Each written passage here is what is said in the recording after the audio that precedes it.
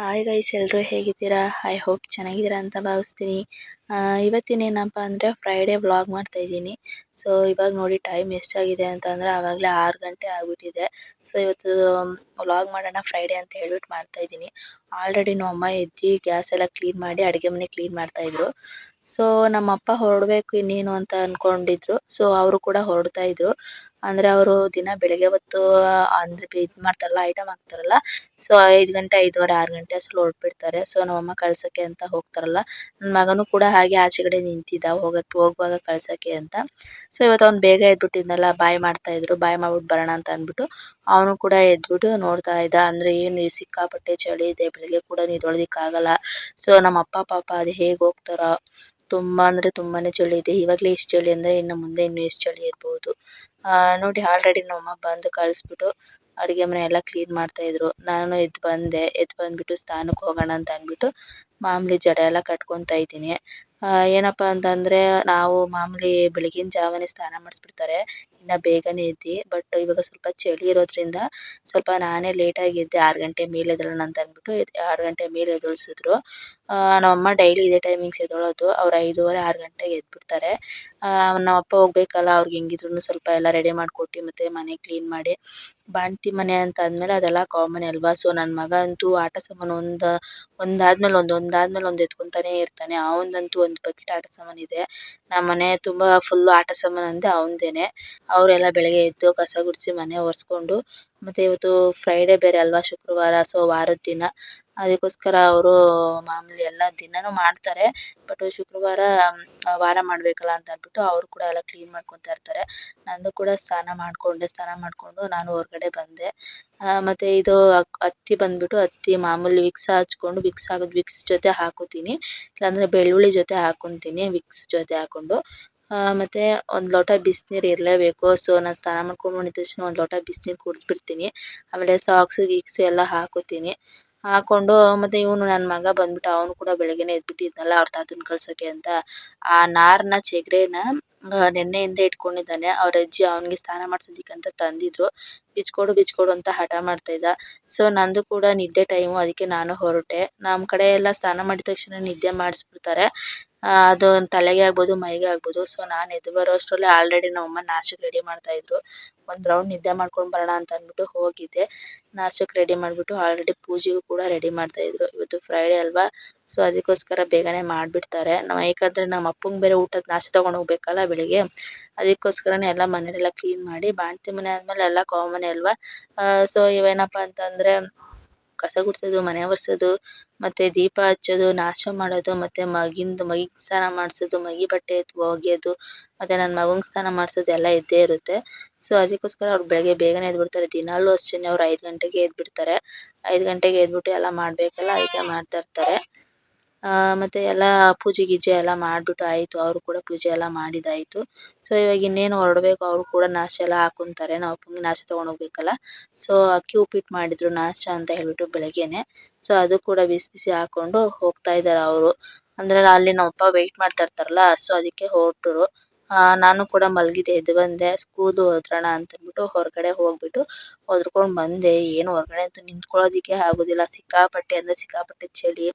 So ಇವಾಗ ಏನು 6 ಗಂಟೆ ಕೂಡ ಆಗಿಲ್ಲ, ಏನು ಮಿನಿಮಮ್ ಒಂದು 9:30 10 ಗಂಟೆ ಆಗಿರುತ್ತೆ. ಸೊ ಬಟ್ ಆದ್ರೂ ಕೂಡ ಬಿಸಿಲು ಅನ್ನೋದೇ ನೋಡಿಲ್ಲ, ತುಂಬಾನೇ ಚಳಿ. ನನ್ನ ಮಗ ಕೂಡ ಮಲ್ಕೊಂಡ್ಬಿಟ್ಟಿದ್ದ, ನಮ್ಮ ಅಮ್ಮನ ಜೊತೆ ಹೋಗ್ತೀನಿ ಅಂತ ಹಠ ಮಾಡ್ತಾ ಇದ್ದ. ಸೊ ಅವನ ಹತ್ರ ಟೈಮ್ ಸ್ಪೆಂಡ್ ಮಾಡಿದಾಗ ಅವನು ಈ ರೀತಿ ಎಮೋಷನಲ್ ಆಗ್ಬಿಡ್ತಾನೆ. ಆಮೇಲೆ ಆಯ್ತು ಅಂತ ಹೇಳ್ಬಿಟ್ಟು ಅವನಿಗೂ ನಾಷ್ಟ ಹಾಕೊಡೋಣ ಅಂತ ಹೇಳ್ಬಿಟ್ಟು ನಾನು ಅಡುಗೆ ಮನೆಗೆ ಹೋದೆ. ಸರಿ ಆಯ್ತು ಅಂದ್ಬಿಟ್ಟು ಅವನಿಗೂ ಕೂಡ ನಾಷ್ಟ ಕೊಡೋಣ ಅಂತ ಹೇಳ್ಬಿಟ್ಟು ಕೊಟ್ಟೆ. ನೀನು ತಿಂತರು, ನಾನು ಕೂಡ ಹಾಕೊಂಡು ಬರ್ತೀನಿ ಅಂತ ಹೇಳ್ಬಿಟ್ಟು ಅವನಿಗೂ ಹಾಕೊಟ್ಬಿಟ್ಟು ನಾನು ಹಾಕೊಂಡು ತಿಂತಾ ಇದ್ದೋ. ಅವನಿಗೂ ತಿನ್ನಿಸ್ಬಿಟ್ಟು ನಾನು ತಿಂದೆ. ನೋಡಿ ಆ ರೀತಿ ಮಾಡ್ತಾನೆ ಅವನು. ತುಂಬಾನೇ ತೀಟೆ ಇದ್ದಾನೆ ಅವನಂತೂ. ಮತ್ತೆ ನಮ್ಮದು ಕೂಡ ನಾಷ್ಟ ಎಲ್ಲ ಆಯಿತು. ಮತ್ತು ನಮ್ಮಮ್ಮ ಕೂಡ ಅಷ್ಟ್ರಲ್ಲಿ ಬಂದರು. ಬಟ್ ಅವರು ಕೂಡ ನಾಷ್ಟ ತಿಂದಿರೋದಿಲ್ಲ. ಅಂದರೆ ಮಳೆ ಬರ್ತಿತ್ತಲ್ಲ, ಅದಕ್ಕೆ ಹನಿ ಆಗ್ತಾಯಿತ್ತು ಅಂತ ಅಂದ್ಬಿಟ್ಟು ಅವನು ಹೋಗಿ ಮುಟ್ಟಿ ನೋಡ್ದ ತ್ಯಾವ ಆಗಿದೆಯೋ ಇಲ್ವೋ ಅಂತ ಹೇಳ್ಬಿಟ್ಟು. ಸೊ ನಮ್ಮಮ್ಮ ಕೂಡ ನಾಷ್ಟ ಆವಾಗ ತಾನೇ ತಿಂದರು. ತಿಂದಾದ್ಮೇಲೆ ಇನ್ನೇನು ಕೆಲಸ, ಮತ್ತೆ ಅಡುಗೆ ಮಾಡು, ಮತ್ತೆ ಅದೇ ಕೆಲಸ ಅದೇ ರಾಗ ಅನ್ನೋ ಥರ ಅಡುಗೆಗೆ ರೆಡಿ ಮಾಡ್ತಾಯಿದ್ರು ನಮ್ಮಮ್ಮ. ಬಂದ್ರು ಅಲ್ಲಿಂದ ನಾಷ್ಟ ಮಾಡಿದ್ರು ಮತ್ತೆ ನನ್ನ ಮಗಳಿಗೆ ಸ್ನಾನ ಮಾಡಿಸಿ ಕೊಟ್ರು. ನಾನು ಕೂಡ ನನ್ನ ಮಗಳನ್ನ ಎಲ್ಲ ರೆಡಿ ಮಾಡಿ ಅವಳನ್ನ ಕೂಡ ಮಲಗಿಸ್ಬಿಟ್ಟು ಬರೋಣ ಅಂತ ಅಂದ್ಬಿಟ್ಟು ಆಚೆ ಬಂದೆ. ಅವರು ಅಡುಗೆಗೆಲ್ಲ ರೆಡಿ ಮಾಡ್ತಾ ಇದ್ರು. ಇವನೇನಪ್ಪ ನನ್ನ ಮಗ ಅಂತ ಅಂದ್ರೆ ಇವಾಗೆಲ್ಲ ಟ್ರೆಂಡಿಂಗ್ ಇದಾಗ್ಬಿಟ್ಟಿದ್ಯಲ್ಲ, ಸೊ ಅದನ್ನ ನಮ್ಮ ಮನೆಯವ್ರ ಹತ್ರ ಅವ್ನು ತೆಕ್ಕೊಡೋವರೆಗೂ ಬಿಡ್ಲಿಲ್ಲ ಅವನು. ನನ್ಗೆ ಬೇಕೇ ಬೇಕು ಅಂತ ಹೇಳ್ತಾನೆ ಇದ್ದ. ನಮ್ಮ ಮನೆಯವ್ರು ಕೂಡ ತಗೊಂಡ್ ಬಂದ್ ಕೊಟ್ರು. ಅದನ್ನ ಹಾಕೊಡು ಹಾಕೊಡು ಅಂತ ತುಂಬಾನೇ ಹಠ ಮಾಡ್ತಾ ಇದ್ದ. ಸೊ ಅವನಿಗೂ ಕೂಡ ಅದನ್ನ ಹಾಕಿ ಆಟ ಆಡಿಸಿ ಮತ್ತೆ ನಮ್ಮಮ್ಮ ಕೂಡ ಸ್ವಲ್ಪ ಅಡುಗೆ ಎಲ್ಲ ಮಾಡ್ತಾ ಇದ್ರಲ್ಲ ನೋಡೋಣ ಅಂತ ಅಂದ್ಬಿಟ್ಟು ಹಾಗೆ ಬಂದೆ. ನೋಡಿ ಮೊಸಪ್ಪೆಲ್ಲ ರೆಡಿ ಮಾಡಿ ಆಲ್ರೆಡಿ ಅನ್ನನೂ ರೆಡಿ ಮಾಡಿ ಮುದ್ದೆನೂ ರೆಡಿ ಮಾಡ್ಬಿಟ್ಟಿದ್ರು.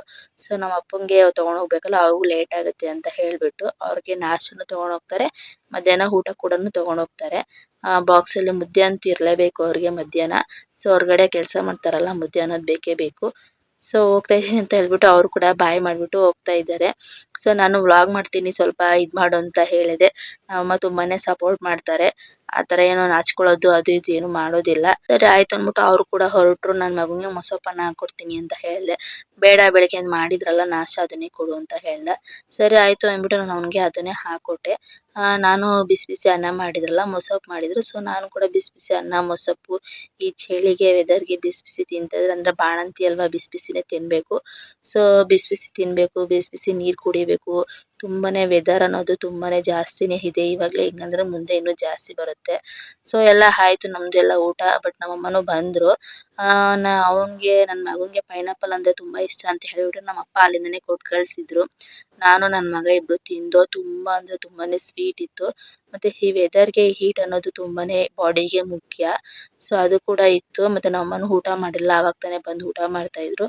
ಪೈನಾಪಲ್ ತುಂಬಾನೇ ಸ್ವೀಟ್ ಇತ್ತು. ನಾನಂತೂ ತುಂಬಾ ಚೆನ್ನಾಗಿ ಎಂಜಾಯ್ ಮಾಡ್ಕೊಂಡು ತಿಂದೆ. ನನ್ನ ಮಗನೂ ಕೂಡ ತುಂಬಾ ಚೆನ್ನಾಗಿ ಎಂಜಾಯ್ ಮಾಡ್ಕೊಂಡು ತಿಂದ. ಅದೊಂದು ಬಾಕ್ಸ್ ಖಾಲಿ ಫುಲ್ಲು ನಾನು ನನ್ನ ಮಗ ಇಬ್ಬರೇ ಖಾಲಿ ಮಾಡಿದ್ದೀವಿ. ನಮ್ಮಮ್ಮ ಅಲ್ಲೇ ತಿಂದೆ ಬೇಡ ಅಂತ ಹೇಳಿದ್ರು. ನೋಡಿ ಅವನು ತುಂಬಾ ಓವರ್ ಆಗಿ ಆಡ್ತಾ ಇದ್ದಾನೆ. ಏನಪ್ಪಾ ಅಂತ ಅಂದ್ರೆ ಸರಿ ಆಯ್ತು ಎಲ್ಲ ಆಯ್ತು ಬಾರೋ ಮಲ್ಕೋಣ ಅಂತ ಕರ್ದಿದ್ದಕ್ಕೆ ಅಮ್ಮಮ್ಮ ಅಂತಂದ್ರೆ ಮೂರ್ ಗಂಟೆ 3:15 ಆಯ್ತು, 4 ಗಂಟೆ. ಸೊ ಆಯ್ತು ಬಾ ಮಲ್ಕೋಣ ಅಂದ್ರೆ ನಮ್ಮಮ್ಮ ಬಂದಿರಲ್ಲ, ಅದೇ ಹೇಳದ್ನಲ್ಲ ಆವಾಗ್ಲೇ ಮುದ್ದು ಸ್ವಲ್ಪ ಜಾಸ್ತಿ ಅಂತ ಹೇಳ್ಬಿಟ್ಟು, ಅದಕ್ಕೆ ಆತರ ಆಡ್ತಾ ಇದ್ದಾನೆ ಅವನು. ಏನಿಲ್ಲ, ನಾನ್ ಸ್ವಲ್ಪ ರೇಗೋವರೆಗೂ ಹಂಗ ಆಡ್ತಾನೆ, ರೇಗ ಆದ್ಮೇಲೆ ಅವನೇ ಬರ್ತಾನೆ. ಆಯ್ತು ಅಂತ ಅನ್ಬಿಟ್ಟು ರೂಮಿಗೆ ಬಂದು ನನ್ನ ಮಗಳು ಇನ್ನ ಎದ್ದಿರ್ಲಿಲ್ಲ. ಆದ್ರೆ ಅವಳಿಗೆ ಬಿಸಿ ಬಿಸಿ ಸ್ನಾನ ಮಾಡ್ಸಿದ್ವಲ್ಲ, ಸೊ ನಿದ್ದೆ ಅನ್ನೋದು ಚೆನ್ನಾಗಿ ಮಾಡ್ತಾ ಇದ್ಲು. ಮಾಡ್ಲಿ ಅಂತ ಅಂದ್ಬಿಟ್ಟು ನಾವು ಕೂಡ ಸುಮ್ನೆ ಆಗ್ಬಿಟ್ಟು ಆಯ್ತು ಅಂತ ಅಂದ್ಬಿಟ್ಟು ನಾನು ಕೂಡ ಅವಳಿಗೆ ಫೀಡಿಂಗ್ ಮಾಡಿ ಮಲ್ಕೊಳ್ಳೋಣ ಅಂತ ಅಂದ್ಬಿಟ್ಟು ನಾವು ಕೂಡ ಎಲ್ಲ ಮಲ್ಕೊಂಡು ಇನ್ನೇನು ಸಂಜೆ ಆಯ್ತು, 6 ಗಂಟೆ ಆಯ್ತು. ಬಟ್ ನಮ್ಮಮ್ಮ ಬೆಳಗ್ಗೆಯಿಂದ ಎಲ್ಲ ಕಷ್ಟಪಟ್ಟು ಕೆಲಸ ಮಾಡಿ ಅವರು ಕೂಡ ರೆಸ್ಟ್ ಮಾಡ್ತಾ ಇರ್ತಾರಲ್ಲ, ಸೊ ಅವ್ರಿಗೂ ಸುಸ್ತಾಗ್ಬಿಟ್ಟಿರುತ್ತೆ. ಅವ್ರು ಒಬ್ರೇ ಅಂತ ಎಷ್ಟು ಮಾಡ್ತಾರೆ. ಸೊ ನಾನು ಸ್ವಲ್ಪ ಬೇಗನೆ ಇದ್ನಲ್ಲ ಅಂದ್ಬಿಟ್ಟು ನಾನೇ ಕಾಫಿ ಮಾಡೋಣ ಅಂತ ಹೇಳ್ಬಿಟ್ಟು ಕಾಫಿ ರೆಡಿ ಮಾಡೋಣ ಅಂತ ಅಂದ್ಬಿಟ್ಟು ಕಾಫಿ ಮಾಡ್ತಾ ಇದ್ದೆ.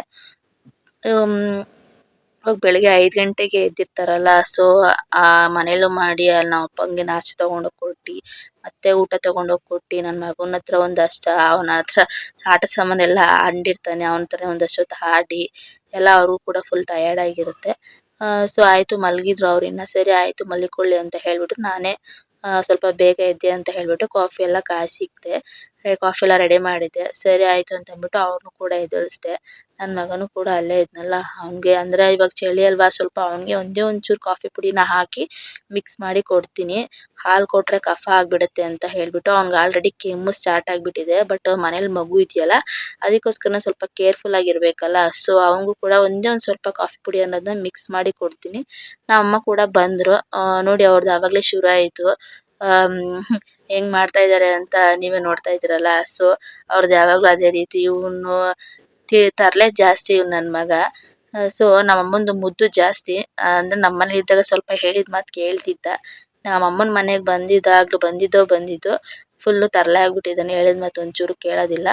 ಅದಕ್ಕೆ ನಾನು ನಮ್ಮ ಮನೆಗೆ ಹೋಗೋವರೆಗೂ ಅಲ್ವಾ ಸ್ವಲ್ಪ ಇರ್ಲಿ, ಆಮೇಲೆ ಅವನ್ನ ರೆಡಿ ಮಾಡೋಣ ಅಂದ್ಬಿಟ್ಟು ಸುಮ್ಮನೆ ಆಗ್ಬಿಟ್ಟಿದೀನಿ. ಜಿಯರ್ಸ್ ಮಾಡೋಣ ಅಂತ ಹೇಳ್ಬಿಟ್ಟು ಜಿಯರ್ಸ್ ಮಾಡಿ ಅಂತ ಹೇಳ್ದ. ಸೊ ಫ್ರೆಂಡ್ಸ್, ಈ ವ್ಲಾಗು ನಿಮ್ಗೆ ತುಂಬಾನೇ ಇಷ್ಟ ಆಗಿದೆ ಅಂತ ನಾನು ಅನ್ಕೋತೀನಿ. ಇದೇ ರೀತಿ ವ್ಲಾಗ್ ಬೇಕಿದ್ರೆ ನನ್ನ ಚಾನೆಲ್ನ ಸಬ್ಸ್ಕ್ರೈಬ್ ಮಾಡ್ಕೊಳ್ಳಿ. ಯಾರು ಹೊಸದಾಗಿ ನನ್ನ ಚಾನೆಲ್ನ ನೋಡ್ತಾ ಇದ್ರೆ ಸಬ್ಸ್ಕ್ರೈಬ್ ಮಾಡ್ಕೊಂಡು ಹೀಗೆ ಸಪೋರ್ಟ್ ಮಾಡ್ತಾ ಇರಿ. ನಿಮ್ಮ ಸಪೋರ್ಟ್ ಯಾವಾಗಲೂ ಹೀಗೆ ಇರಲಿ. ಲೈಕ್ ಮಾಡಿ, ಶೇರ್ ಮಾಡಿ, ಕಮೆಂಟ್ ಮಾಡಿ. ಏನಾದರೂ ಇದ್ರೆ ಕಮೆಂಟ್ ಮಾಡಿ. Keep watching and keep smiling. Thank you.